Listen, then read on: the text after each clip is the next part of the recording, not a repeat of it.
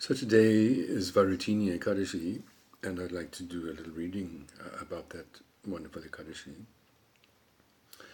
The glories of Varuthini Ekadashi, which occurs during the waning moon in the month of April-May, are described in the Bhavishatara Purana in the conversation between Lord Krishna and Maharaj Yudhishthira.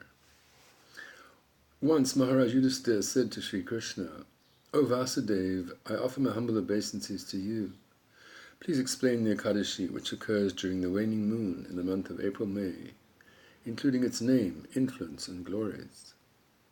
Lord Krishna replied, "My dear king, the name of this Ekadashi is Varuthini, and it awards one good fortune both in this life and in the next. By following the vow of this Ekadashi, a living entity attains perpetual happiness, diminishes his sinful reactions, and becomes greatly fortunate. By observing this vow, an unfortunate wife becomes fortunate. A human being attains happiness and prosperity, both in this life and in the next. They become free from the cycle of birth and death. All their sinful reactions are nullified, and they attain devotional service to the Lord. King Mandata was liberated by properly observing this Ekadashi. Many kings, such as Dundumar, became liberated by following this Ekadashi. One can achieve the result of undergoing austerities for 10,000 years simply by observing this Varuthini Ekadashi. The amount of piety one accumulates by donating 40 kilos of gold during the solar eclipse in Kurukshetra is achieved simply by observing this Varuthini Ekadashi. O best of kings, donating an elephant is superior to donating a horse. Donating land is superior to donating an elephant. And donating sesame seeds is greater than donating land. Donating gold is greater than donating sesame seeds, and donating food grains is greater than donating gold.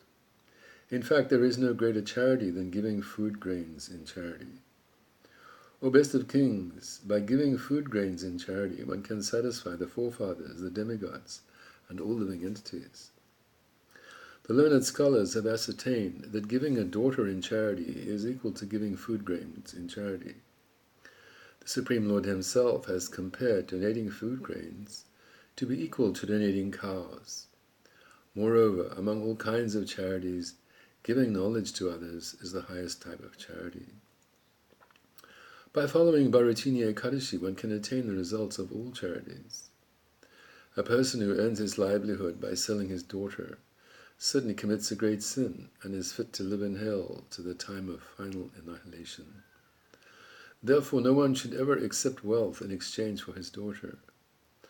O King of Kings, a householder who under the influence of greed sells his daughter in exchange for money becomes a cat in his next life. But one who decorates his daughter with ornaments according to his own capacity and gives her in charity to a qualified groom, even Chitragupta, the chief secretary of Yamaraj, is unable to count his piety. The follower of this Ekadashi should abstain from eating out of a bell-metal pot, eating meat, masuragram, chickpea, spinach, honey, accepting foodstuffs cooked by others, eating more than once, and indulging in sex life from the day before Ekadashi. He should not indulge in gambling, sleeping, eating betel nuts, brushing his teeth, blaspheming anyone, gossiping, speaking with a sinful person, becoming angry and telling lies on the day of Ekadashi. On the day after Ekadashi, he should not eat on a plate made of bell metal, eat meat, masuragram, and honey, and he should abstain from speaking lies, doing exercise, laboring hard, eating more than once, indulging in sex life, shaving the head or face, applying oil to the body, and eating foodstuff cooked by others. One should carefully avoid all the above-mentioned prohibitions which destroy the vow of Ekadashi. Apart from these, some other prohibited measures should be observed, not only for the 3 days, but forever. If one observes the vow of Varuthini Ekadashi according to these prescribed rules and regulations, then all his sinful reactions are eradicated and he attains the supreme destination. One who remains awake on the day of Ekadashi and worships the Lord Janardhan becomes freed from all sins and attains the supreme goal of life. Anyone who hears or reads the glories of this Ekadashi surely achieves the result of donating 1,000 cows, and being freed from all his sinful reactions, he attains the abode of Vishnu.